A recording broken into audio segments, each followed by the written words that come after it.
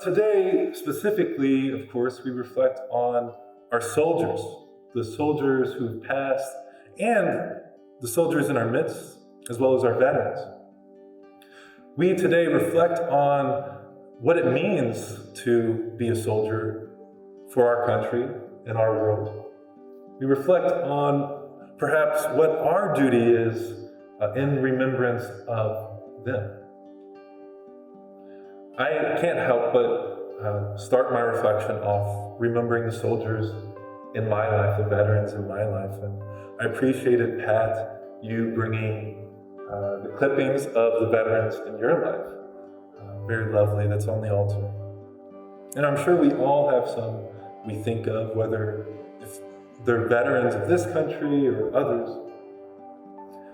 And I think we all know the toil it can take being a soldier, being a vet, and the blessings it can bring as well. I know a lot of the vets in my life, from my aunt to both my grandparents, they say both my grandpas, I should say, they say that the order that the military brought in their lives was very helpful, came at a good time. I know many young people, when they're thinking of becoming a soldier, think about the order it brings. Often our lives can feel a little chaotic. But soldiers give so much more than I think they often gain from it, because they give often of their lives. They give of their lives entirely. Indeed, often they give of their minds as well. We know that a disproportionate amount of vets are on the streets, are suffering under mental illness and addiction. And unfortunately, addiction and mental illness often go hand in hand, and they aren't very well held in our society. It might have started with the war on drugs, maybe before that. But often we villainize or we judge and condemn without creating much space for rehab, true rehab. Especially for our mentally ill, we don't always make it easy to find help. We all could use a counselor or two from time to time. And in many countries, that's very expensive or impossible, even some of our richest ones. And so I salute those of you who are leaning into that work, who are striving to support those of us, each of us, who truly needs that support. And indeed, the more we better hold our vets, I think the more we better hold each other, because many of the ailments that our veterans are suffering under are the same ones our downtrodden suffer under. Same ones many of our transient family suffer under. And sometimes we can get too excited, and I know it can easily turn into a debate about which different social services work and which don't. But sometimes we're not very present with the people that we offer gifts to. In some towns in the U.S., apartments are given to everyone on the street, but there's not much connectedness or accountability to getting clean or finding counseling or connecting with family in a healthy way. And we see that when those people are left to their own devices with no real present engagement, they often die of overdoses. They often harbor issues in their alone space. And then on the flip side, in many places, we don't offer any shelter at all. In fact, that's often the case. We don't provide housing, we don't provide shelter for the mother of 3 who is not addicted to anything except for making sure her kids are safe, to anyone else on the street, the veteran, family member, ourselves. They often don't have the resources that they need or the support. And so I think as we have this call to remembrance of our vets, it's a remembrance of their plight today often, of their service, of course, of their gifts, but of their plight, a presence with, an engagement with. Our scriptures talk a lot about supporting the downtrodden, of course. Christ says it's one of the most important things you could do. Indeed, opening our hearts to those of various walks in this life, no matter their religion, and just being present enough to hold space for them, not condemning.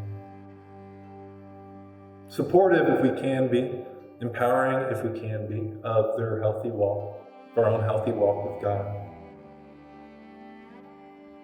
Indeed, everyone in a specific faith has a different walk. We all have different beliefs about God. Some of us aren't quite sure what God is, what truth there is out there in terms of spirituality. And so I enjoy the Church of the Good Shepherd because we open our doors to so many renters, so many people, try to empower those who have ideas, try to support those who want to gather, no matter what their faiths are. And I think it takes that kind of presence that I see with you all to start to heal some of these wounds and start to truly remember our vets. But it's not easy. I think we get so caught up in our head. We feel so scarcity-centered. I mean, it makes sense. We have our bank account, and we have our house. We don't have staff to help the homeless. Costs money, this and that. Housing, where's housing going to come from? But I think being present to the Lord's awareness within and letting abundance manifest, so to speak, can go a long way. Being present to the need and willing to step up as we can, as we've seen from you all. But there's always more to be done.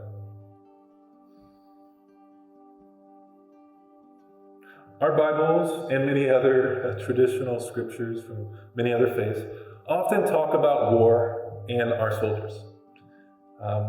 It can get pretty heavy, intense, sad at times. The destruction in the Bible, the seemingly ordered genocide in some places.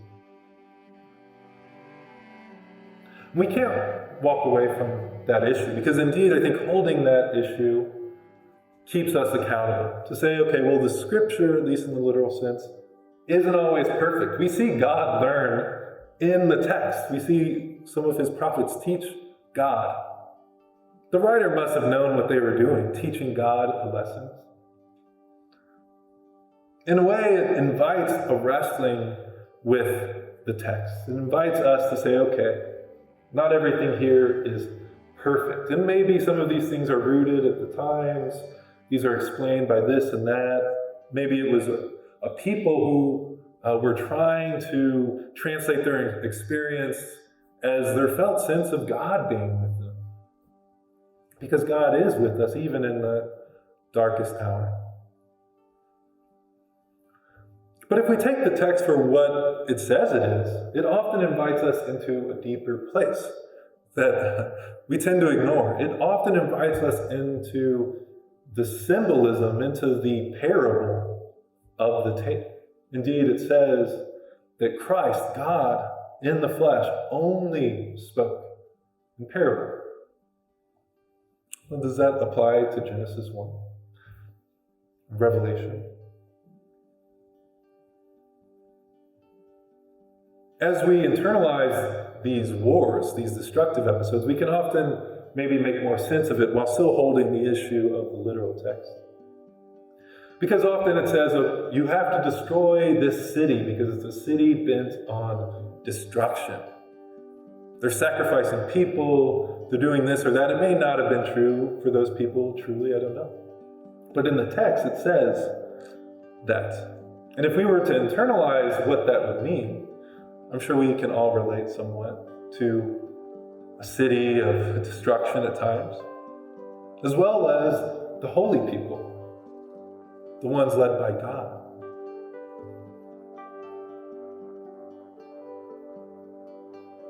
Indeed, this invitation to war, a type of holy war within, has some nuances. Because I think our tendency, when we think war, we think violence, we think battle. Whereas the war in Scripture, the spiritual war, as we learn through the books of the Bible, often involves letting go of that sense of violence, of battle. That's how we fight that war against those things that are violent within us, against our anger. We actually just watch and listen, feel the Lord's peace, which is the root of our consciousness. We become so caught up in our rambling mind. It can be hard to identify with the Prince of Peace, Princess of Peace within. And yet, as we learn as the Israelites escape Egypt, if we watch and be still as Moses commanded the people, the sea will take the enemy forces away.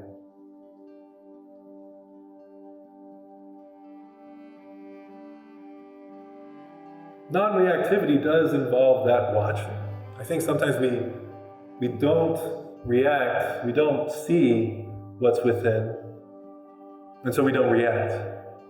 But in a way, the Scriptures invite us to seeing what arises within, but not identifying with, not following, and coming into stillness in those thoughts, whatever may come. Doesn't mean we stop behaving, we stop talking, or wisdoms don't come. They will come. But we let go of our embattlement.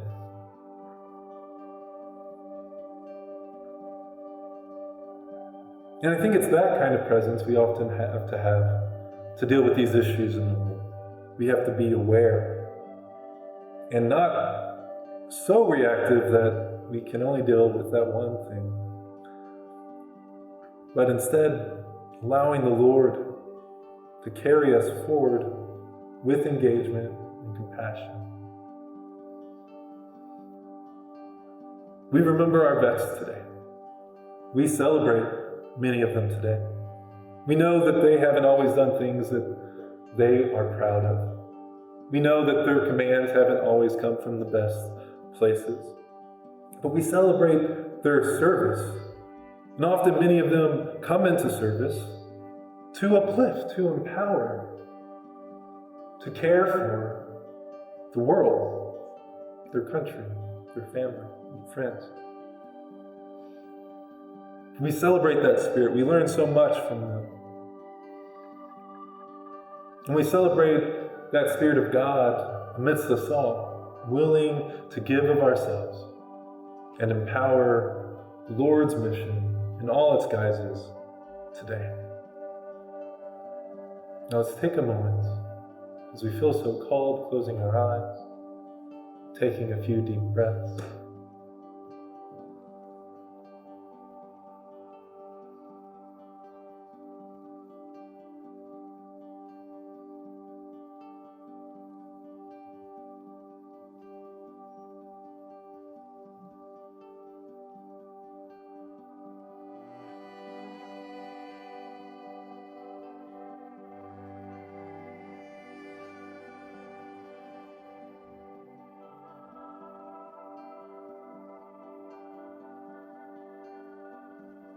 Accepting whatever arises, whether it be judgment or habitual thinking or this distraction or that, and meditating on the meditator, meditating on the sense of I am within all that thinking, and accepting what rises,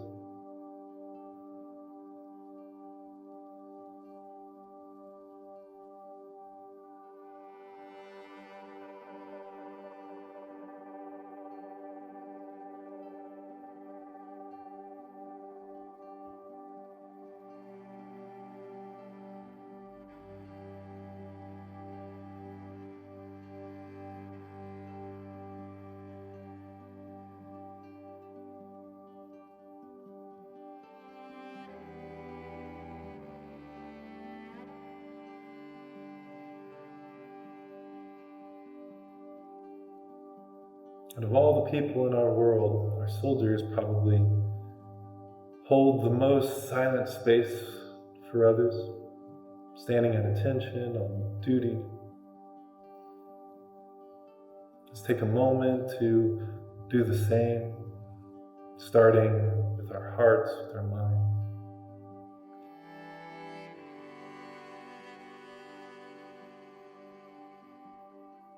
And just accepting whatever arises.